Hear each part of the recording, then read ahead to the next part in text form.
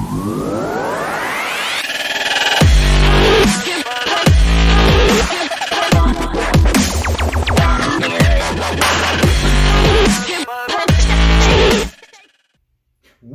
to Kyle Anthony's UFC betting show. I am Kyle Anthony and welcome to the podcast. Welcome to the bet review show for UFC on ESPN +4, Dos Santos versus Lewis. We're going to talk about our free play and best bet play as well and our overall feeling on this card. This was a card that we all talked about on the prediction show. We talked about even on the bet review show of the last event of UFC 235. People weren't too excited about this card. This was a card that, on the betting perspective side of things, really wasn't that many great spots. I thought there was two nice spots, one in the main event, one on my best bet play that was going to have some nice leveraging on the odds, and definitely the odds were not indicating what was really going to be happening in these fights. So we will go over both of those plays. I guess the first one we're going to talk about is the free play. The free play we had was Junior Dos Santos to defeat Derrick Lewis. Junior Dos Santos did get us that victory. And in this fight here, I'm not going to dive into it. If you want to hear everything that I had to say about this fight, go onto my channel. I'll have the link up top and for the prediction show for this event. But really, my main focus when I was looking at this fight and breaking it down was going to be the quickness and the cage movement and the boxing of Junior Dos Santos. And those are going to be the two or three really big things that goes up against something that Lewis really isn't. He's a brawler. He's got that brawler mentality. He wants to push forward. He's looking for that one bomb. That's all he's looking for. He's looking for the one big bomb, put your lights out. And he's had different increments in different fights where he's fought through adversity but has not a very good gas tank. Junior Dos Santos is the kind of guy that's going to look to pick you apart, work the body, and continue to work those combinations, and going to be happy with just peppering you, softening you, and finding opportunities later in the fight to get that victory. And in this fight here, I think that it was right away you did see that Lewis is dangerous. I mean, there's no doubt Lewis is dangerous because at any moment he could put your lights out. But Dos Santos had a nice, early in that fight, he was doing very well. He did throw a couple big shots, but he was really looking to just kind of work the body, keep the cage movement, keep the distance control. And I really think that's something that he does very well. And again, like we had talked about in the prediction show, before he was looking to just throw the big bomb, and he had the power, but the big bomb to kind of end your lights. Here he's really, really working just nice cage movement and being relaxed instead of looking for the big shot. He does not want to sit there and trade with Lewis. Lewis has that opportunity where he's able to go in there and throw the big shot. So first round, Dos Santos looked good, hurt Lewis. Lewis ended up looking like he landed a big shot there too in that first round. In that second round, you saw Junior Dos Santos throw a beautiful spinning kick right to the gut of Lewis. Lewis went down, and at first I thought they're going to end this fight. I thought he broke a rib. That was going to be it. And as he started, and Dos Santos was even confused. Kind of, is this it? Can I? And I think he almost felt bad, like, am I just supposed to just punch him in the back of the head right now? He kind of was leaning over. And was he playing possum? I don't know. It definitely hurt him, but was he playing a little bit more to it? He almost landed a big bomb, Lewis, throwing a big right, which kind of caught Dos Santos, but dropped him, but kind of, more on he kind of blocked it more to that sense.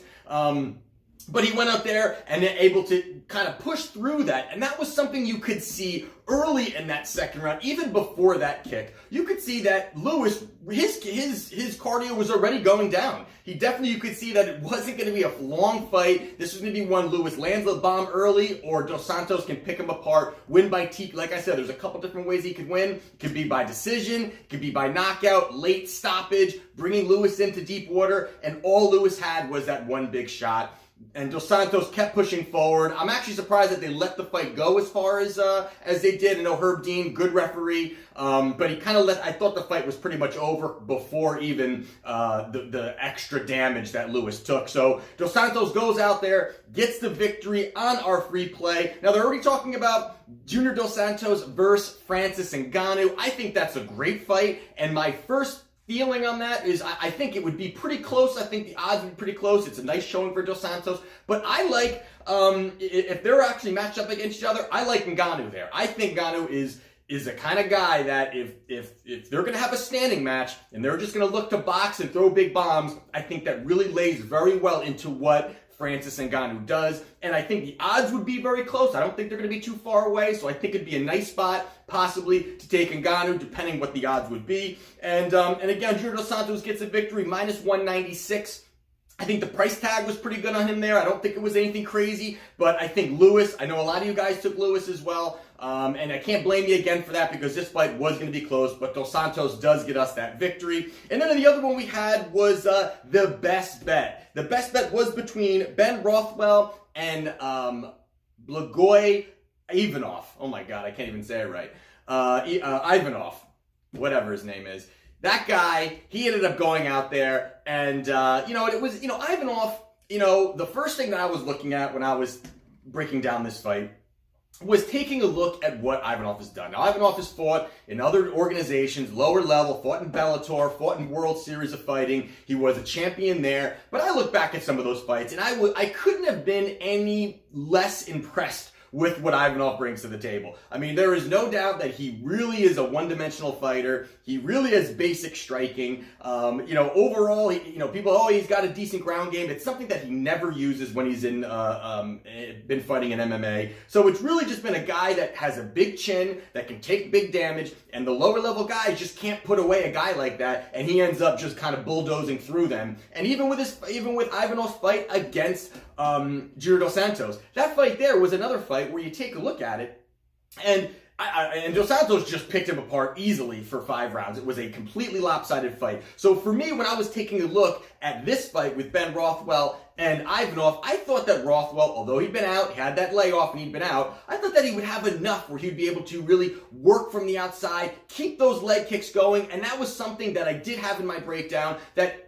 leg kicks were going to be very important. And you could see it was hurting Ivanov, but he didn't really keep going with it. He kind of let that go. I thought his combinations were sloppy. I got to say that that Rothwell being out for an extended period of time, definitely I do believe in ring rust. I think that's a real thing when it comes to fighting. And you could see that Rothwell not being in the cage that long, in a long period of time, you could see that he was not really, his combinations were kind of sloppy. But even thinking that part of it, I still looked at the fact and I said, you know what? Rothwell, at just a decent performance, can get this victory over Ivanov. That's how little that I believe in what Ivanov brings to the table, because again, he didn't do too much. In that first round, when you're breaking it down, first round I think was pretty close. I think it was, I think Ivanov was landing. I think it was a pretty close fight. I would give him that first round. But by the second, and I know that the punch stats were somewhat close, but by that second and third round, I mean, I thought easily Rothwell number 2, second round. I didn't even think there was even any question about it. And going into that third round, I felt the same way. I felt great about it. I thought that Rothwell was landing some big shots, and the damage that was getting laid on by Rothwell to Ivanov, I thought there was substantial damage that was showing on Ivanov's face. I thought that he was mixing it up a little bit. He should have pressured a little bit more, and I think that there were spots where you saw Rothwell kind of exert some energy and have a little bit of success, and then he kind of sat back and let the shorter, less reach of Ivanov somehow to find some success a little bit in there. And, Rothwell with a 5-inch reach advantage, a 5-inch height advantage, really able to use those leg kicks, work combinations. I just didn't really see where he was going to lose that fight. And even when it went to the decision, I was already counting my money. I said, you know what? We got this. We got Dos Santos coming up. We parlayed these two as well. Bet them both straight. So this was going to be a nice spot. I felt good about Dos Santos, but I really thought that Rothwell had came out with that victory going after that third round. Very shocked to hear, and I saw through social media, other analysts, nobody thought that Ivanov won that fight. Everybody thought it was Rothwell 2-1 easy, and the judging was a little quirky on there as well. I know Yana Kunitskaya got a victory. She looked like she was in a car accident, and somehow she gets the victory there. I thought there was no way that Yana won that fight, but she did. So scoring was a little off on this, I gotta say. But again, I always look at what did I learn? You know what I mean? And even the last one with Woodley, what did I learn? Is there something that I missed that I should have really picked up on? And there were certain things that I think that I learned a little bit more when it comes to what I missed in the Woodley fight. But this Rothwell fight here, I feel like it was the right play. It didn't come out the way that we were hoping for, but to me, I thought I was on the right track. I still even feel like that I was on the right track. After the fight happened, I said, this is kind of the way I thought it would go. Kind of sloppy. There'd be some success spots, but he'd be able to just keep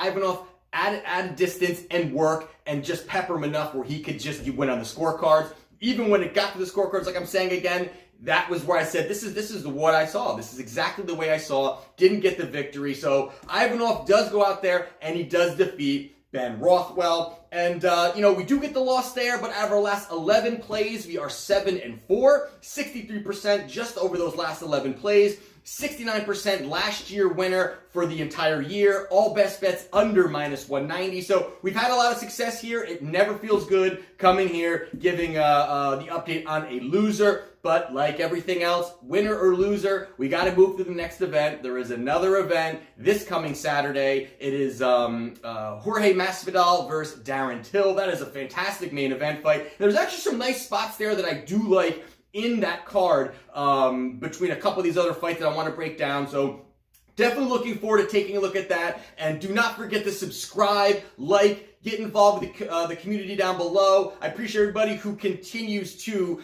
keep the comment section active and hitting that like button. I always appreciate it. We will have the prediction show out on Thursday, like we always do, roughly around 9 p.m. Eastern Standard Time is normally when I like to get these videos out for everybody on Thursday. And then on Sunday, always is our bet review show, going over our free play and our best bet play. So there you have it. Subscribe, like, get involved, and I appreciate everybody. And I will see you next time on Kyle Anthony's UFC Betting Show.